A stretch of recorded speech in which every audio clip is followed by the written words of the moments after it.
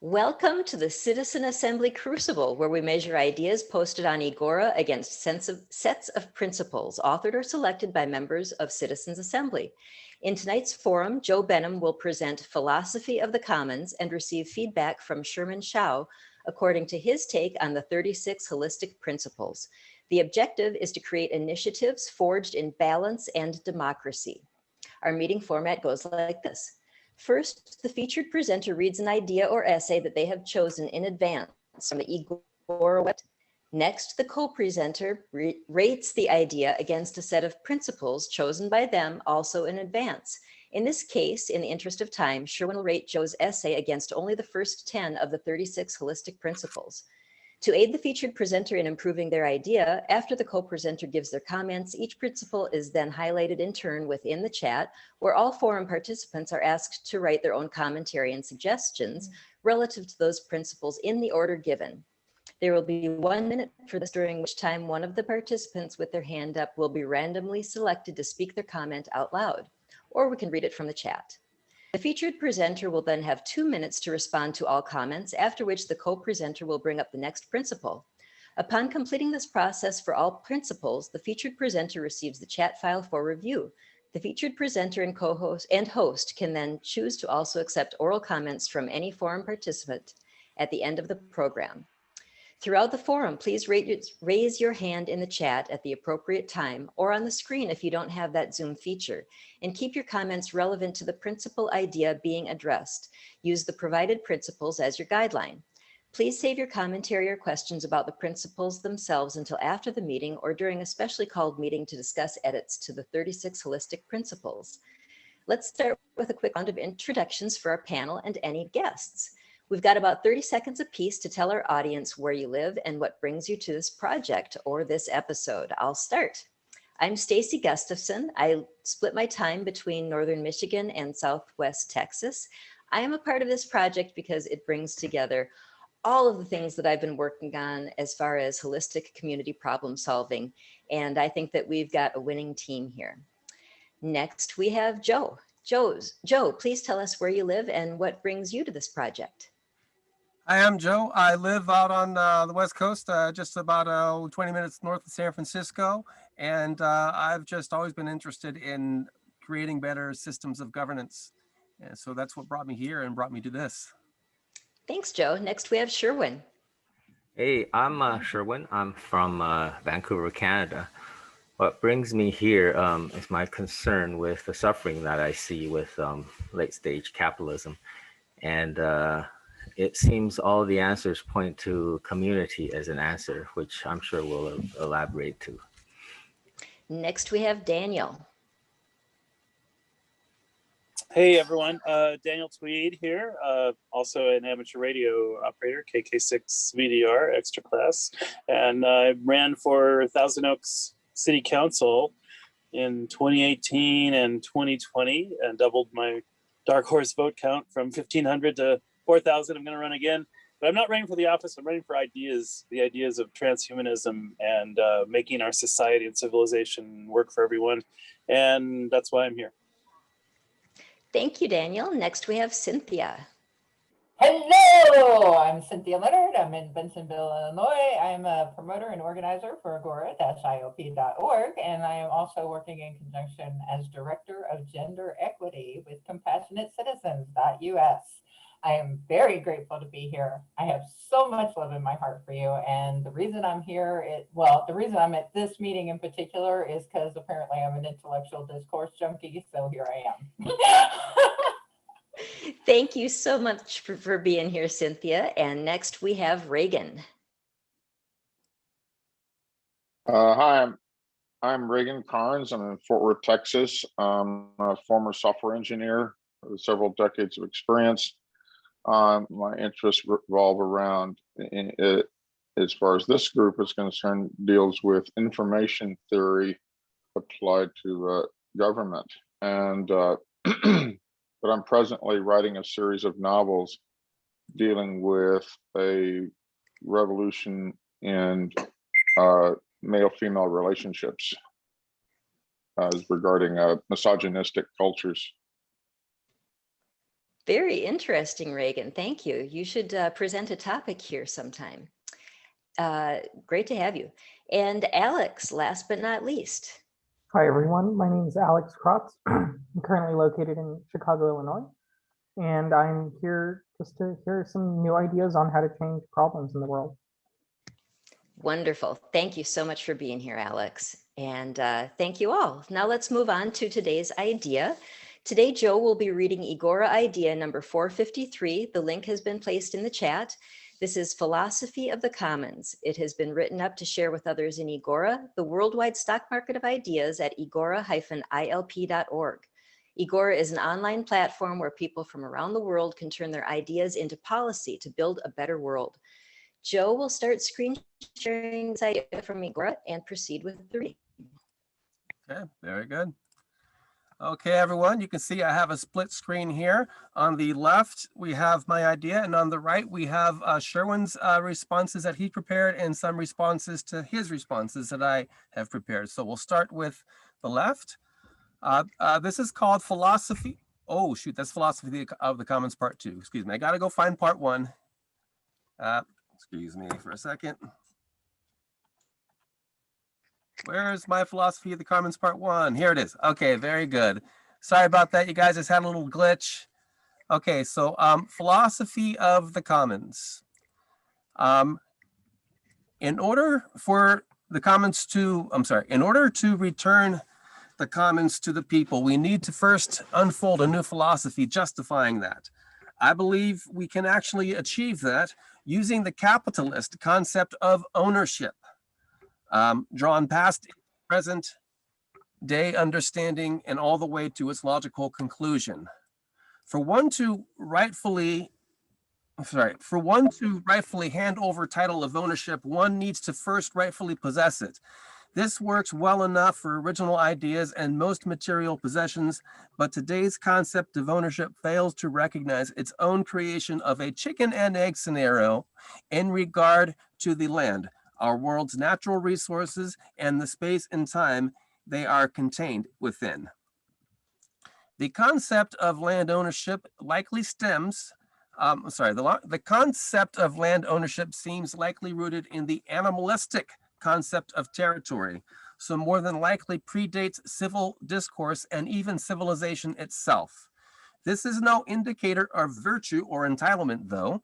The same can be said for crimes of passion, which civilized peoples have always rightly denounced, albeit long after evolution had invented the death of one living organism at the hands of another. The aim of civilization, civil discourse, laws, societal norms, etc., is to right the wrongs stemming from our less evolved mindset and to allow ourselves and society to be guided further and further by the sense of justice, fairness, and compassion revealed in our ever-evolving and widening awareness. As the cities and other physical constructs of the civilized world finally begin to stretch past the capacity of our physical world, though, we are forced to revisit our original sins, among them, that the land, which is something older than life itself, cannot be owned. Obviously, consequences surface today as rents skyrocket while homelessness is prosecuted as a crime. Other examples are ancient wildlife habitats and ecosystems diminishing at the hands of modern land developers, extractive industries, and the governments who legitimize them. We ought to have immediate stopgap measures for those things like starvation and climate change, but ultimately, overriding the current concept of land ownership more likely needs to phase in over something like the next 7 generations, finalizing at the time of our grandchildren's great-grandchildren. These are individuals who would know neither us nor anyone we will ever have known, typically. This could be the actual cutoff or end phase of everything from private real estate to national boundaries. But unlike slavery, which had needed to end immediately, we owe it to humanity to respect the past legacy it has left us as much as the one we will leave it in the future. Peaceful means are necessary to getting and staying there. Thank you, Joe. Now let's measure everyone's agreement with this idea in Agora. We will reassess this measure after the commentary. So, who agrees with or supports this idea? May we see a show of hands, and please keep your hands raised for counting, or if you don't have, or you can write it in the chat as well.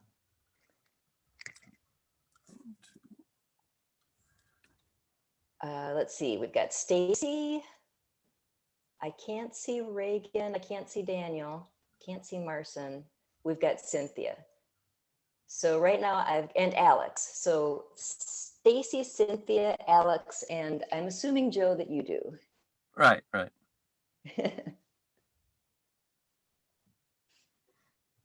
All right.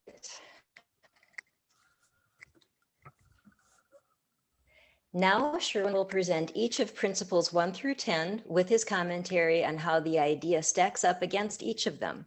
Remember, please write your comments in the chat so the author can review them later, and raise your hand in the chat to comment orally after each principle is presented. Thank you, Stacy. We're evaluating it against the first principle, whether it does harm to people, places, things, organizations. Entire industries that depend on the value of land will be gone, including realtors, mortgage brokers, insurance companies. Not necessarily good or bad, but definitely will do harm. People are safe on their own property with the ability to install security, defend perimeters. I think throughout history, we've always had land that we defended or owned, or maybe not owned, at least used or defended. Advancements in building technology requires ownership for investors. So investors are able to reap the rewards for the risk that they put in their capital. So it's not that the people involved, it's not that the people involved in those industries are intentionally causing harm. Those industries also do cause harm to everyone else, though, if we adhere to the premise that those people are being deprived. Sorry, sorry, I have to start over. It's not the people involved in those industries. Oh God, I didn't write this correctly. Anyway, the industries are causing harm, even though there aren't bad people running them, and they're causing harm because they're depriving other people of what's rightfully theirs. And I'm also not saying that people can't secure the inside of their house or be given an exclusive permit to some sole access to a reasonable amount surrounding their house. But the idea that nobody can either gain easement across that property line or camp out, say, beyond some reasonable limit, a distance from the house, I think is also depriving the people. And then I would say investors are subject to the market and will do what the market allows them to do. If we all agree in changing the dynamic of how land is managed and controlled, they will adjust to the market, or the market will replace them. Okay, we do not have any comments in the chat. Sherwin, would you like to go on to principle number 2? Principle number 2 is obey the law. The American Constitution dictates that no person shall be deprived of life, liberty, or property without due process of law, nor shall private property be taken for public use without compensation. So I just read it according to the way it was stated. Okay, Joe, 2 minutes. Okay. The Constitution and all of human civilization formed their laws and norms surrounding land ownership upon the inherently unjust premise to begin with. As present-day human beings, we have a right to not be subject to these official and understood norms and laws. We can theoretically and justifiably change the laws and make them lawful and just. Okay, anybody want to raise their hand and ask a question at this point? If not, Sherwin, you can go ahead with principle 3. Well, 3, clarity. In my opinion, the idea as it's written brings up examples and histories that may well be unnecessary. For example, compared to crimes of passion and Material possessions. material possessions. Addressing the problem directly, such as rent and homelessness, might be more to the point. Okay. The rationale behind bringing up our evolutionary origins is to point out that the notion of land ownership is, in principle, no more valid than the notion of territory or might makes right. I am pointing out that in a truly civilized society, land ownership is as outdated as these more primitive practices. All right. We do not have any comments or questions this time. Sherwin, go ahead with. Oh, I see a hand Oh, up. Alex, go ahead. Sorry, I don't type that fast. But so, Joe, in your rebuttal to question 1, you claim that people have a right to a space in which to live. And so I don't see why it is necessary, like you still insist on guaranteeing them this right, but you claim you want to do it without this notion of ownership, which is fine. But isn't that just the same thing as what Sherwin is saying? That if you solve the actual issues that arise from the concept of land ownership, you don't need to actually destroy this idea. And that has a potentially much shorter time scale than the 7 generations. What I'm trying to say is, the reason I say 7 generations is because we have to do it incrementally, I think. I don't think it's one of those things that we can say, okay, it needs to end right away like slavery did. We are ingrained in it from our origins, from the very beginning. And there is no clear-cut solution that I don't have a plan for how to go about it. But I do think people are justifiably existing where they exist. They don't have to be made a criminal because they don't have a plot of land or a house to sit in. That's my feeling on it. And I think that it could be managed in a different way than ownership. I think that there could be some other mechanism. So I guess like my primary concern isn't in a way you're simply saying you own the land that you're sitting on, right? If we adopt that philosophy, then yes, the homeless people have a right to camp outside of your property. Yeah, it's not that the land belongs to anyone, it's that we belong to it. I think that's a notion from the Middle Ages that I think had some validity. I see. Okay. Right. Thank you very much, Alex. Principle 4. Okay, principle 4. I'll try to address some of the things that have been raised together with this principle. Transparency. The ownership idea can be applied to all people with transparency. The ownership idea or the lack of ownership idea. Permission for land use should also be transparent. And let me go a little bit forward on this. Land use and ownership basically are co-concepts. Ownership, of course, is way further towards like this decentralized concept of capitalism, which may actually be more efficient as long as maybe there's some regulations involved. Maybe the problems that we talk about, like homelessness and things like that, can be solved through some other way. But my problem with transparency is this. If some central figure decides the land use, then we basically lost we're fighting the battle backwards, right?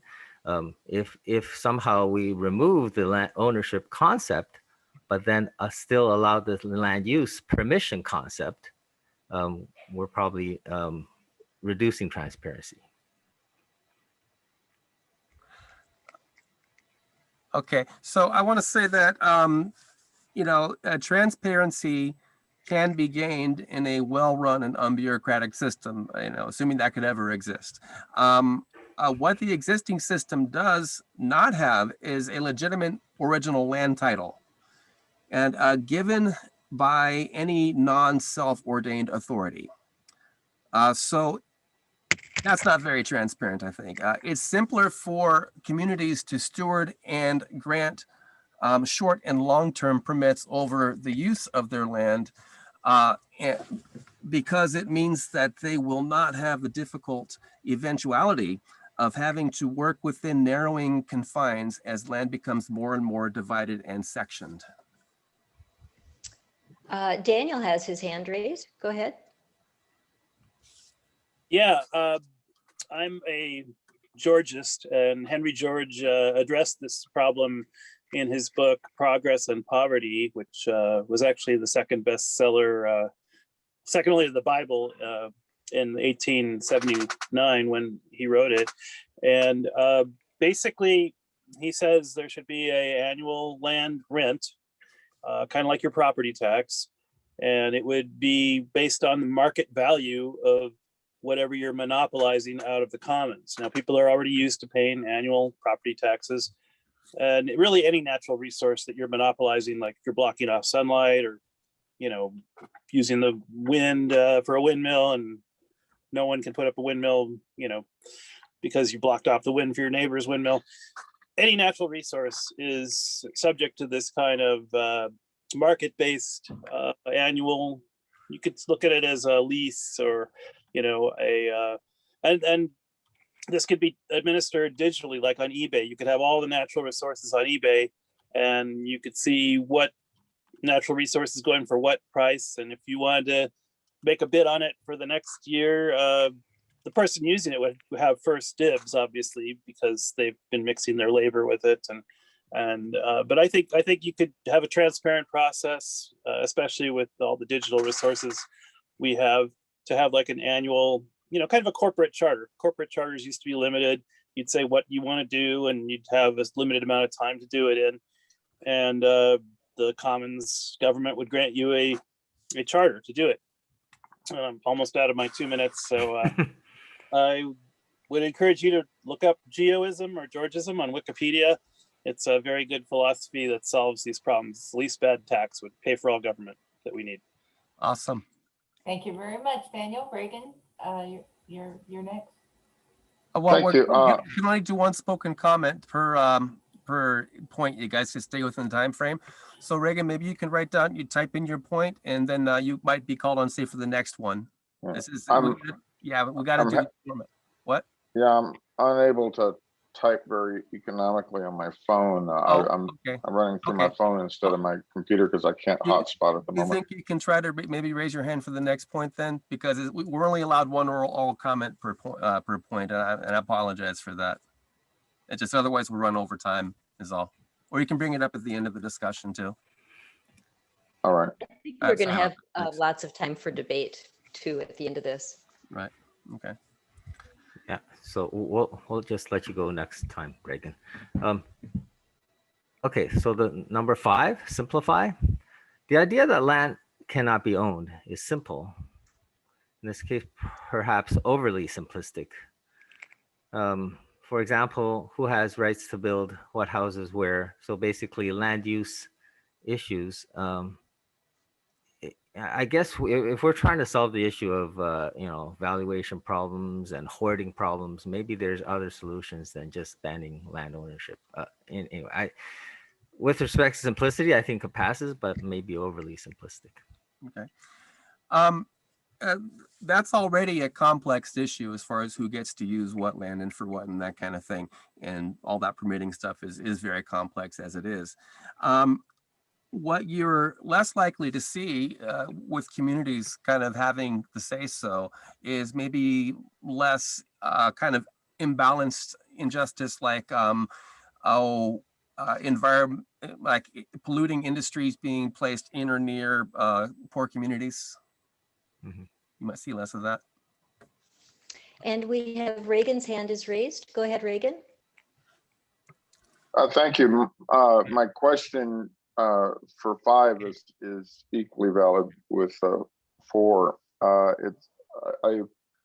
get the impression that ownership has been labeled a bad word, and having studied philosophy, I understand that ownership is merely a label. You can call it anything you want, but somebody has authority over the land, or a collective or government body, county or state agency, or an individual. But somebody has authority over that land, regardless. I mean, Peter Drucker, the Austrian management guru, he has a very interesting statement. It says you can never separate authority and responsibility, because if you have authority without responsibility, you have licentiousness. If you have responsibility without authority, you have impotence. So whoever, that situation cannot stay stable. And I assume we're all wanting a stable situation. So my question is, since you have to assign an authority to somebody, admit it, that somebody or some entity is in authority over property, don't we need that authority to be responsible, whatever it is, whether it's private or corporate or public ownership, to be responsible for the long-term lifespan of that property? I'm talking about ecological safety, sustainability, and things like that. And then maybe some modifications to our rules of private ownership would fulfill those needs. Thank you very much, Reagan. Right on time too. All right, Sherwin, or Joe, did you want to respond to that? 1 minute? Yeah, sure. I just want to say that I think in this type of a setup, there would likely be a chief amount of authority and responsibility upon the main user. And I think that's what a permit grants somebody, is to, basically, take the ball and run with it, under certain,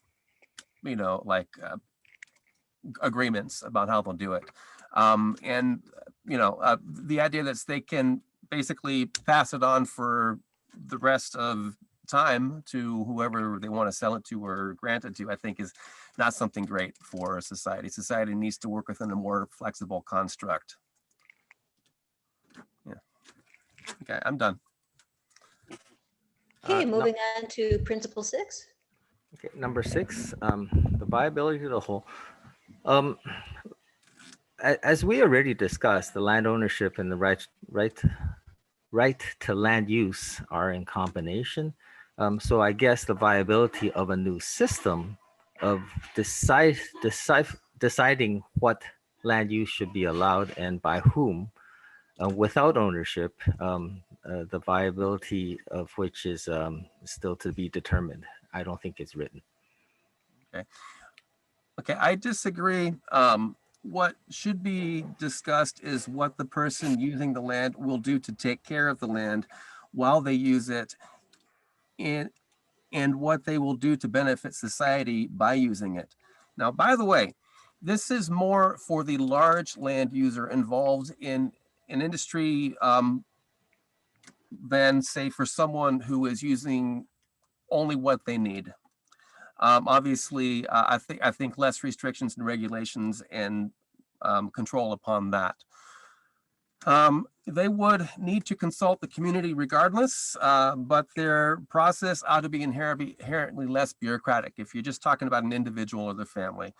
In theory, at least, the system needs to have details filled in, obviously.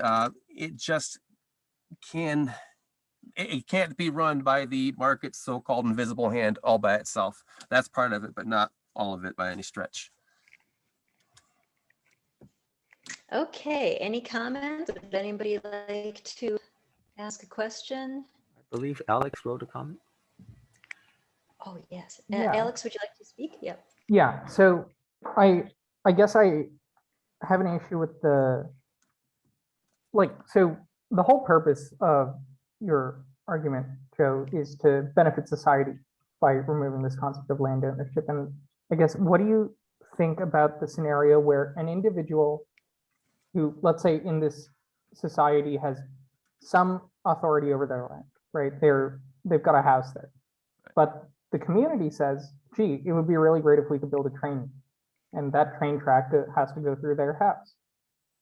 Would this be solved by the community overpowering the individuals, whatever you want to call it, like the fact that they have their house there? I don't want to use the word land ownership because that's gone in this scenario, right? But right. How would you resolve such an issue? Well, I think what ought to be inherent is not just the democratic process of the community, but kind of the we'll call them the ideological principles that they adhere to, the constitutional makeup of their values, we can say, so that you can't just vote out of existence agreements that you've already made, or say norms that you've already established. You know, if someone is in a contract to have his home there for whatever use there for 100 years, they ought to respect that, and also respect things that were there before contracts were ever even written up, like, you know, 3,000-year-old redwood trees and stuff like that. That's also got a place and ought to have some merit and importance, regardless of, you know, what the majority wants. To the detriment of the majority, though. That's permitted. Well, you know, I mean, just like with those industries that deal in, you know, bad business, it's not bad people, it's just the business that's bad. And we have to eventually say, no, we can't condone that anymore. Okay, You know? thank you. Right. Right. Thank you. Principle 7. Principle number 7, benefit the most people over the few, I suppose. I think as it's written originally, and the things that we've been feeling with capitalism, I believe with the high wealth disparity, removing or limiting land ownership would benefit more people, as the cost of living should be reduced. Now, that means that perhaps the idea should not be limiting to one person owning one small piece of lot just to live on. Okay. I don't think the solution is assigning a lot or not assigning a lot. I think the solutions ought to be dynamic, ought to be able to work within whatever what the community puts together and sticks by and can adhere to. And I don't know that doing this kind of thing would necessarily eradicate poverty either. I mean, I don't think there's any guarantees about that. I think what we want is more justice, and I think that will bring about more prosperity for people. And obviously, something that didn't have access to, like, hey, where are the proceeds for my inheritance on planet Earth? Well, I think they'd be yours if we acknowledge land ownership in a different way. Thank you. Daniel has a comment. Go ahead. Oh, I typed it in the chat. Yeah, let me start the timer here. There's something called a conditional use permit that typically you find in municipal governments, but it says basically you can use this resource on the following conditions. And of course, we want the conditions that they're not going to despoil it or, you know, create a nuisance. I mean, and, you know, the conditions could be you pay the cost of monopolizing it at, you know, whatever that is worth to the commons, you know, and all these conditions can be very well spelled out in advance. So it's very friendly to the stability of investors and, you know, the magic of the market for allocating desires and resources.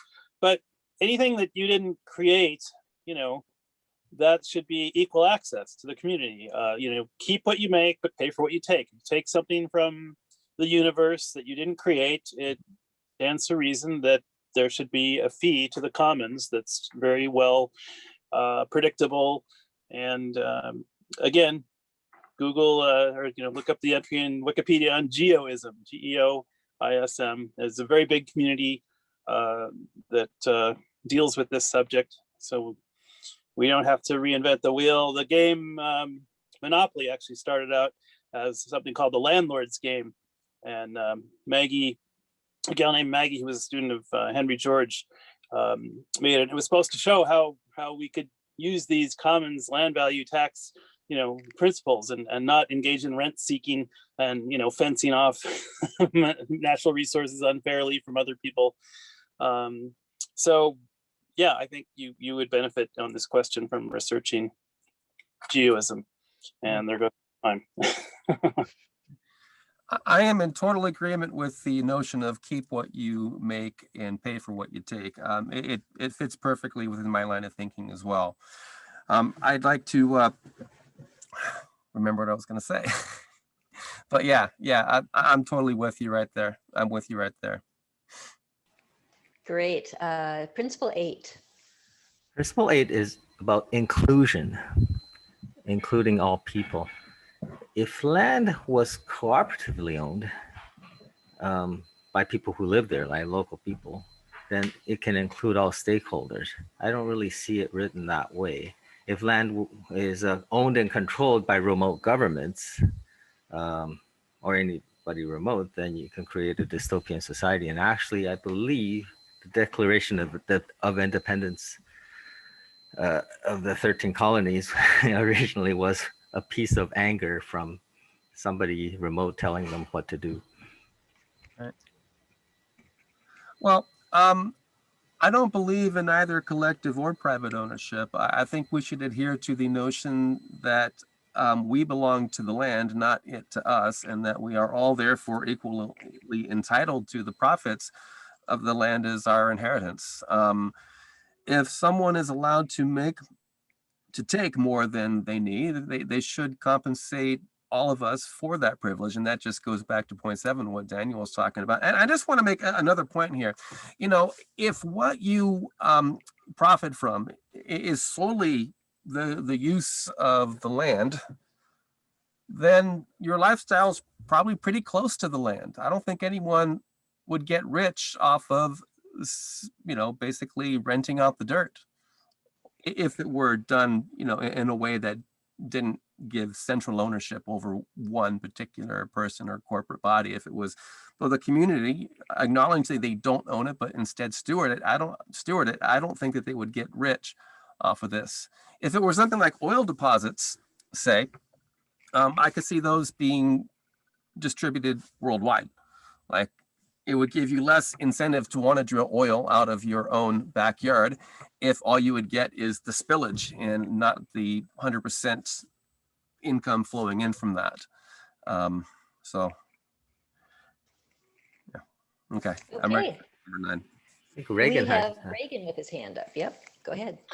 Just a real short question. I'm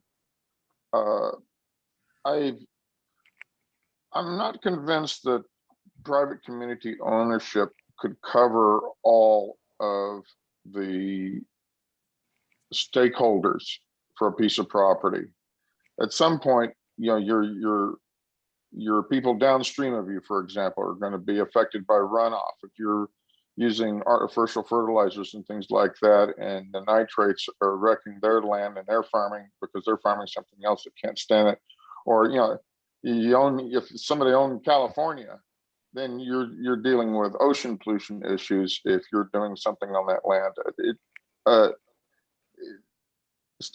Stakeholder ownership is something that I don't think can be universally covered by any architecture of private ownership that I can imagine.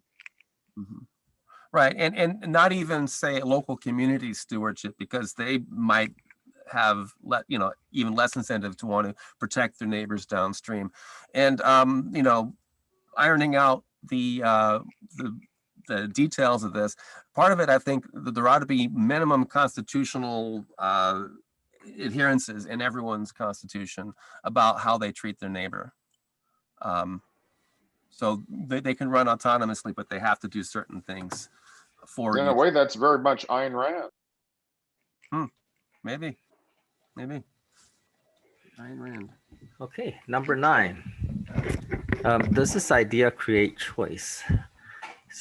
I suppose without the ownership idea, people are free to be wherever they wish. So choice is optimized or maximized, perhaps. Not everybody can be anywhere they want to be.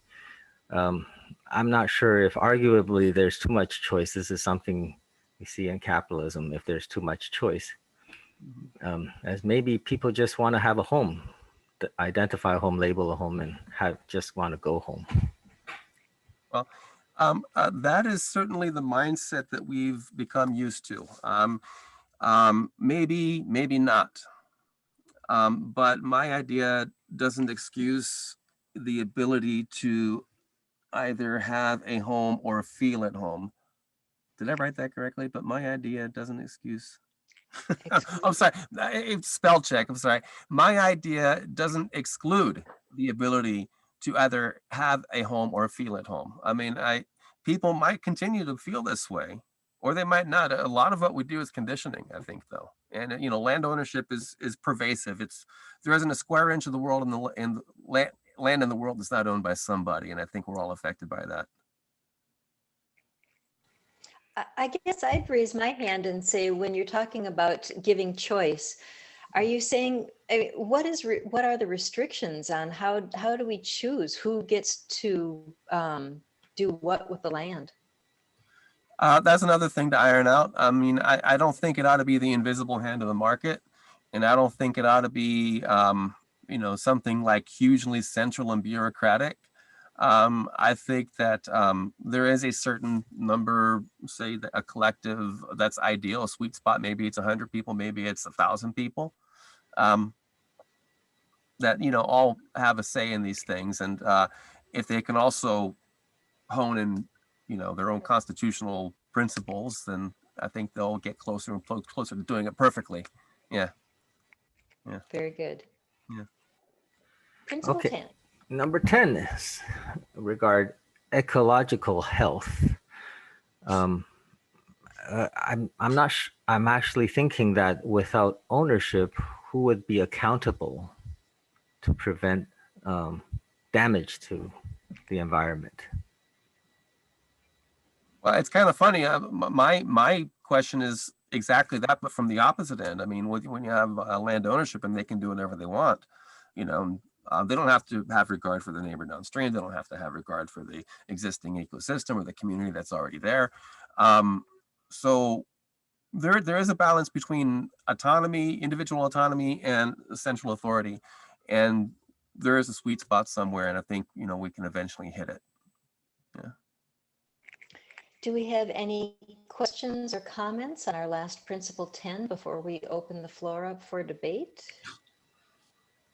Looks like we don't. All right. Let me just check here. Okay, floor is open for debate. We always have some initial comments, but let's see if anyone else would like to go first. Alex. I think it would be really useful to have sort of the language of your framework written out, Joe. I find myself struggling to even conceptualize ideas in the framework because right off the bat, you say we don't have land ownership, but then it sort of comes back in when we talk about things like permitting. Who gives out a permit to use land? The owner of the land. And so it's like, I think there's a more nuanced set of words we can use. And I think it's probably my ignorance showing in that I don't know what the proper legal terms for all of this or the legal definitions are, but I think defining those up front might help reinforce your idea. Okay, thank you. Yeah, I think again, the label ownership is being cursed at. If you just substitute authority, whatever that authority is, well, that's the one that needs to be responsible for, sustainability and runoff and things like that, side effects in neighboring territorial boundaries. Okay. Right. So authority and responsibility, you said too. Right. Those can never be separated and maintain a stable organization. Okay. Did you want to respond, Joe, or take another question from Daniel? Oh yeah, Daniel, you'll go ahead. Anyone who wants to. I'm taking notes on all the comments people give. Go ahead, Daniel. Yeah, authority and responsibility is straight out of Peter Drucker's laws of management. And they're like the laws of physics, they're immutable.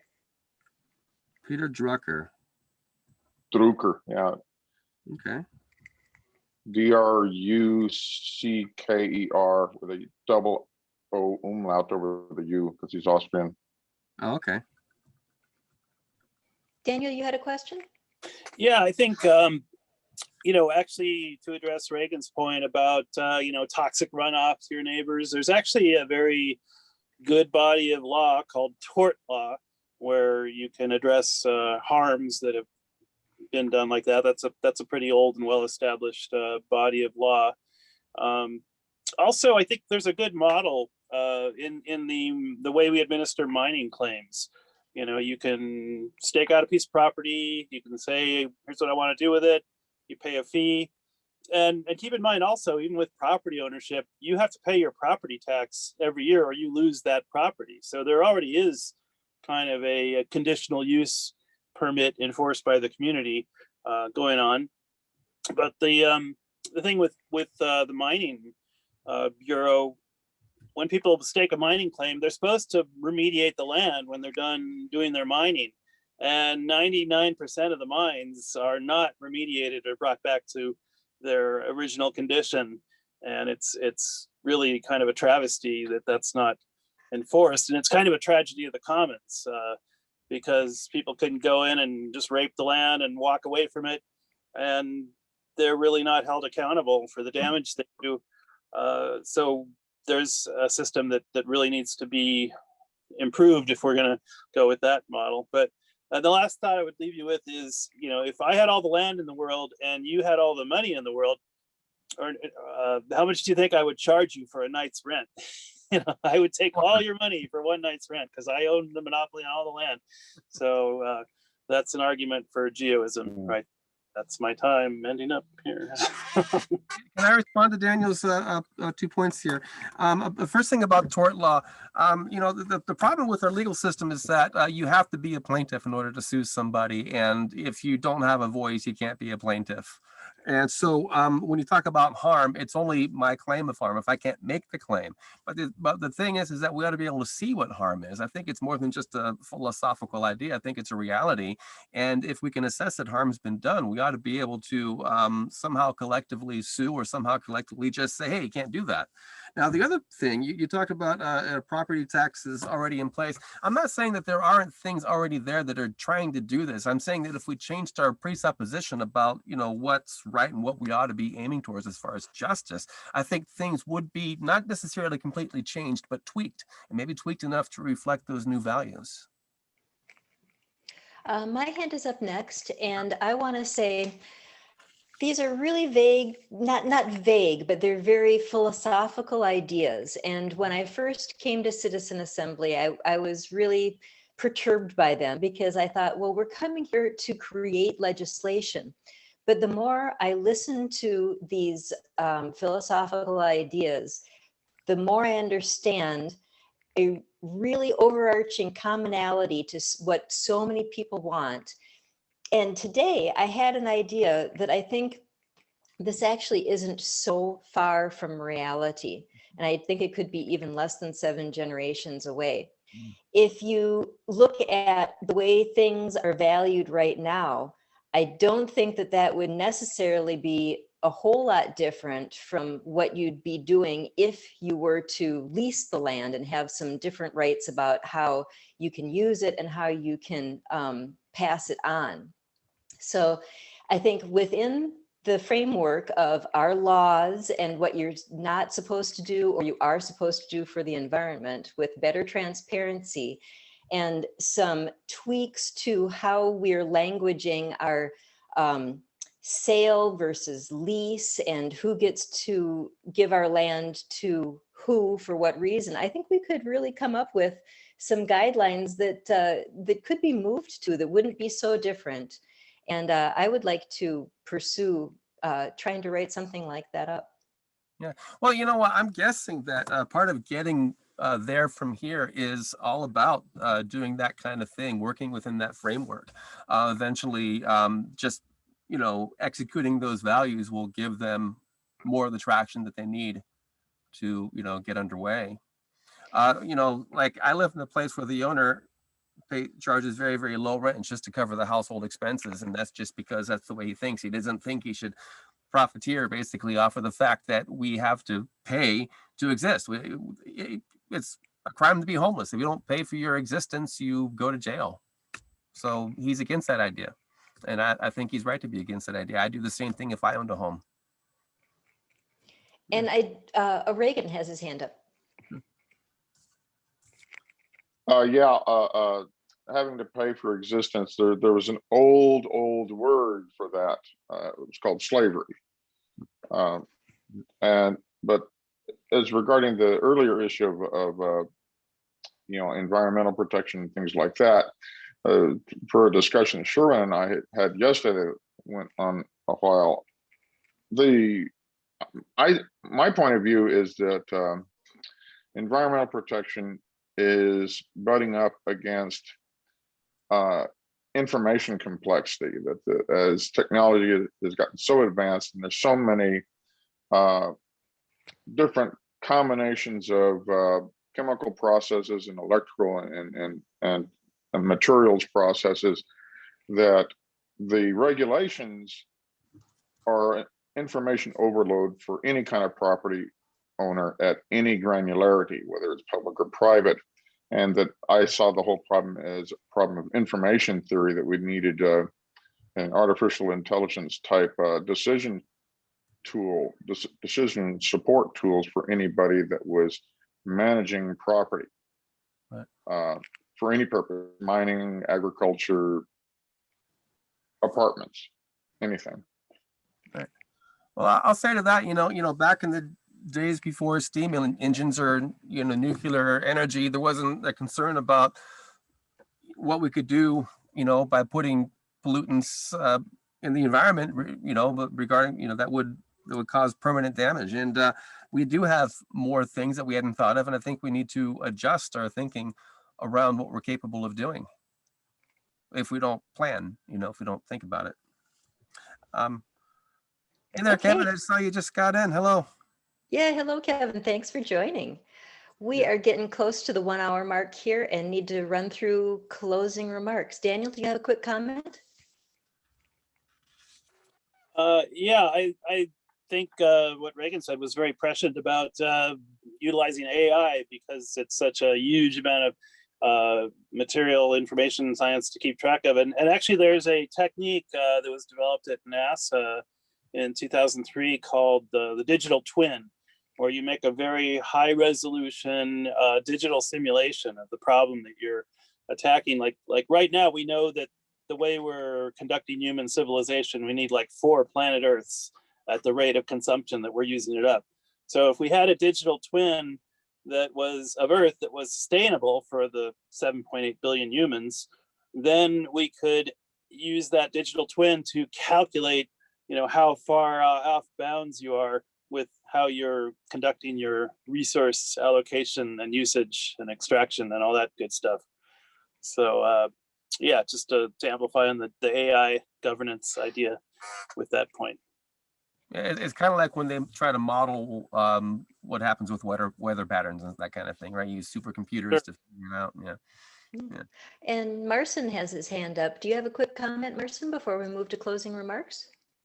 Yeah, I was good with all of it except for the several generations to recoup that land back.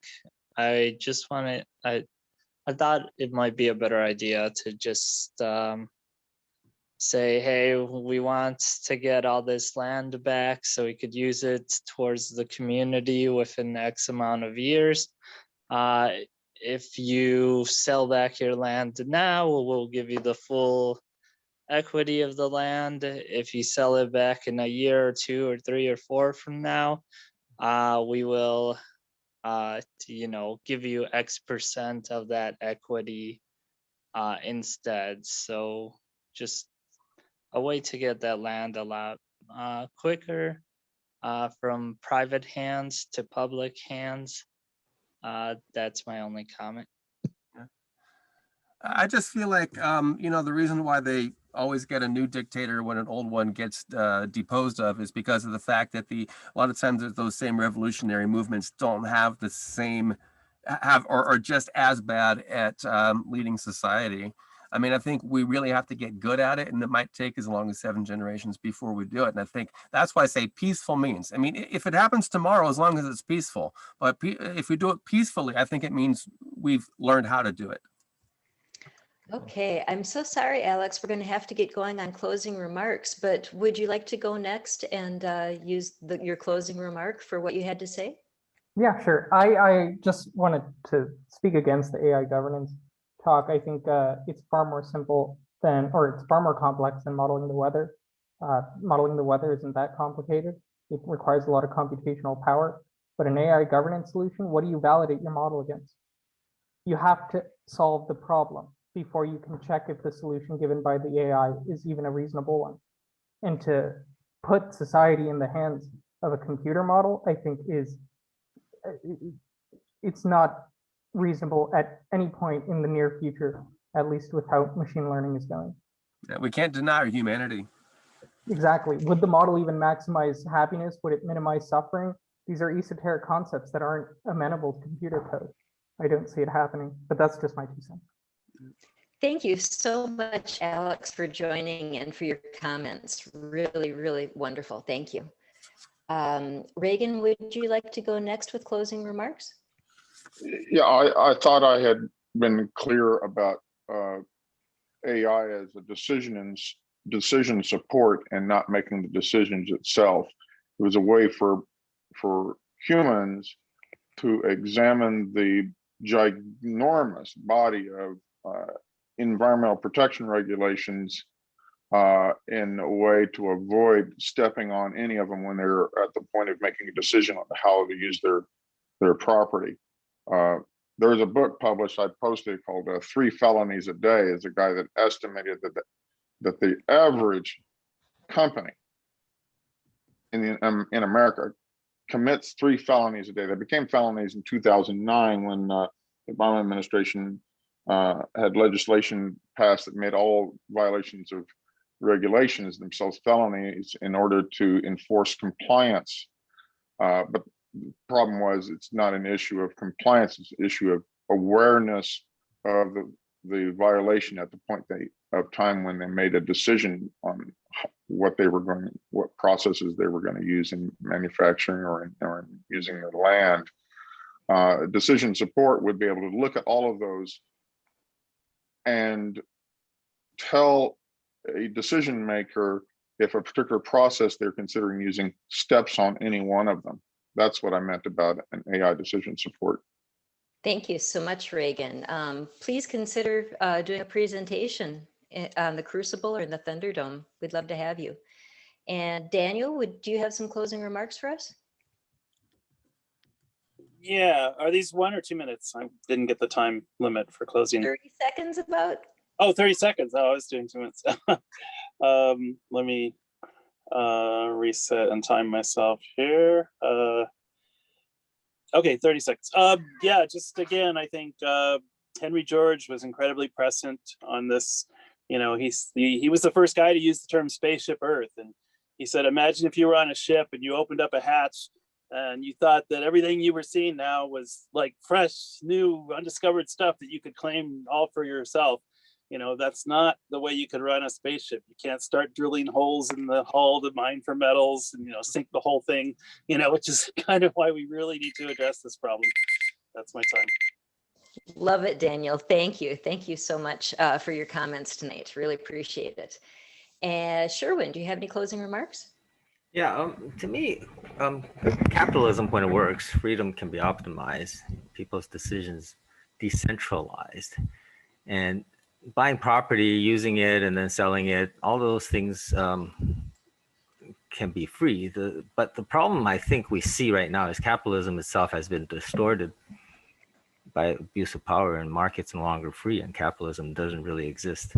So I think, you know, perhaps, you know, with some limitations, we can make it work still, because I do believe in the capitalist approach.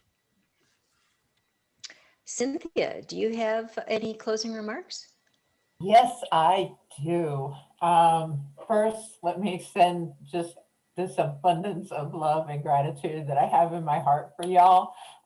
Joe, I just wanted to say to you, and Stacy too, I have been watching both of these ideas grow for quite some time now, and just watching this whole thing play out in front of my face is just, seriously, I'm like beklept over here. Oh my goodness. So anyway, I love you. I'm grateful to you. And thank you so much for this. Thank you so much for being here, Cynthia. Always Always a wonderful experience to have you here. Thanks a lot.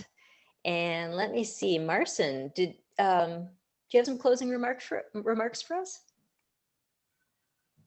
No, but thank you. Okay. Kevin, do you have any closing remarks for us?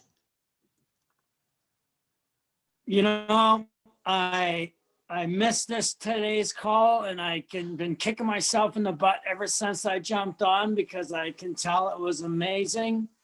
So that goes to anyone that needs to hear that. You know, don't miss them, because you're gonna hate yourself afterwards. That's how I feel right now. So yeah, the only thing I have to say in closing is, you know, the imbalance of wealth is unsustainable. It's been unsustainable for a long time. And there's a lot of people that are coming to that realization right now around the world, a generation of people. And we're going to start seeing more and more limitations on our free speech and social media, just like what we saw after the Arab Spring, because the youth are starting to organize right now. So you're going to start seeing Facebook and everything start to disappear in the first world countries. I can guarantee it. I was on a youth call and I was quite inspired. Thank you. Thank you so much. Thanks for joining us even late. We love to have you here. Appreciate it. And Sazadi, do you have any closing remarks for us? I do. It's alive. Hey everybody, so we have Agora expansion. It's public now. It's working. Whoop, whoop. Hey. You can share your ideas. We're still working on a few other things. There are many other tools. It's actually only about 60% finished. So yeah, but there's going to be a lot more tools still coming online. But one of the most essential things, the notification system is there, so you can share ideas. And I've already been sending you some test ideas just to play around with. So it's there. We did it. Woohoo! 3 years of the International Logic Party today. So. Wow, congratulations. That is huge news. Thank you. So Zari, is the question about Agora, because I hadn't heard about it until today, is contributing to that blog post require membership in a political party? No, you don't have to be a member of the International Logic Party. Agora is open to everybody. It's open to other communities to organize themselves, which is a big part of the expansion, is other communities being able to organize themselves, including other political parties. If they want to use Agora to actually become more democratic, they can. Of course, that's going to absorb them and turn them into the International Logic Party, but that's a part of the plan. No, you don't have to be, and you don't have to participate in. You don't have to use Agora to participate in our citizen assemblies. You don't have to be a member of the party to use Agora. It's all very flexible. But frankly, those who do use Agora and have a tremendous advantage, because it's the most powerful political organizing technology in the world. Yeah, and I just want to say, Reagan, if you had a different question, is all you have to do is get an account on Agora. You don't have to become a member of the party to do that. Oh, okay, I got the impression that getting an account on Agora made me a member of the party, and I was a little concerned about that for philosophical reasons and for pragmatic reasons, both. Living in Texas, I'm a little worried about a fascist militarized police surveillance state coming in and hacking your site for the members and then coming looking for me. Thank you so much, Reagan. Pulling in Iran, you know. I am so sorry, Reagan. I have to cut you short. We have another show starting after this, and we just have to keep her rolling a little bit. I'm so sorry. I'll have a quick closing comment, and then I'll turn it over to Joe. I am just really, really pleased with everybody's participation. This has been a whole lot of fun, and I look forward to more. Thanks, everybody. Go ahead, Joe. I just want to say I'm so thrilled to now be at our third very successful run at this Crucible, and just props to Stacy and Daniel and Sherwin for really helping put it together. The first 2 times I tried, I fell flat on my face with this whole dual presentation concept, and this works great, and I feel confident that we can use it anywhere. Oh, by the way, who has the habit of looking at themselves in the screen when they're doing Zoom? Anyone? Yeah, I do it too. I'm just looking at me the whole time. Sorry. If I look at myself, I can't talk properly. Okay, real quickly, after we've had closing remarks here, can we have a show of hands of who now agrees with or supports this idea in Agora? Quick show of hands. We've got Stacy, Joe, Daniel. Let's see. We had, to begin with, Stacy, Cynthia, Alex, Joe, and Daniel. We lost somebody. Did we lose Alex? I changed my Oh, mind. Cynthia is still up. Alex, huh? I just changed my mind. Okay. All right, we lost one person, but we still have 4. So, all right. Thank you all very much. And let me move to our last little thing before we stop the recording. For our viewers, if you liked this idea, don't forget to support it in agora-ilp.org. Also in Agora, you will find information for our upcoming meetings. And finally, like our page and join our group Citizen Assembly on Facebook. And Stacy, I am available to comment about the 36 holistic principles or even help you develop a set of your own. Contact us for more info. Thank you, everybody, so much. And I am going to stop the recording.